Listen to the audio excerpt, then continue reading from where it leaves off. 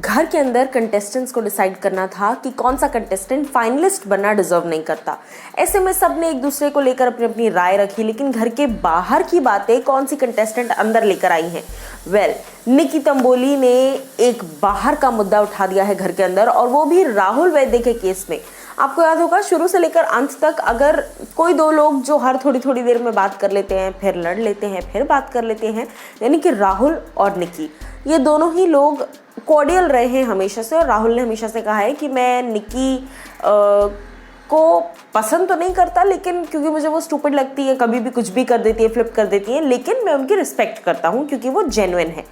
अब मैं आपको बता दूं कि निकी तंबोली ने इस टास्क के दौरान राहुल वैद्य की पोल खोल दी है और साफ तौर पर ये कह दिया है कि भैया राहुल फ्लर्ट करता है, उसको सबसे बड़े फ्लर्ट करने वाले बंदे का टैग दे दिया है।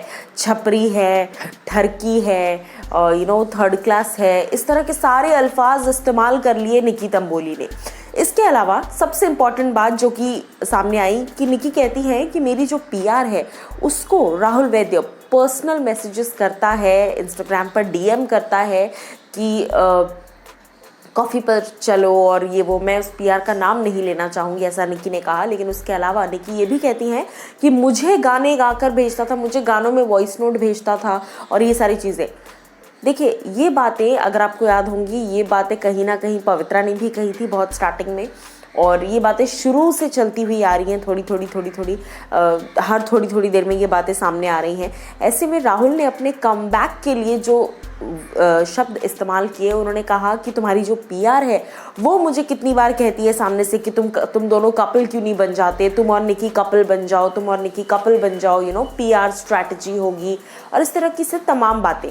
लेकिन सबसे इम्पॉर्टेंट बात कि ये बातें 3 साल पुरानी है। अब तब दिशा राहुल की लाइफ में थी या नहीं थी, ये तो खैर आने वाला वक्त बताएगा, लेकिन कहीं ना कहीं ये चीज़ें साफ तौर पर दिख रही हैं कि राहुल वैद्य के लिए मुसीबतें बढ़ सकती हैं। और जैसा कि हम सभी जानते हैं कि राहुल और निकी अब तक ऑलमोस्ट ज़्यादातर लोग इस बात को समझ चुके हैं, देख चुके हैं और मान भी रहे हैं कि राहुल और निकी दोनों ही इस बार घर से बेघर हो चुके हैं। एविक्शन हो चुका है इन दोनों का, फाइनलिस्ट में अपनी जगह नहीं बना पाए हैं।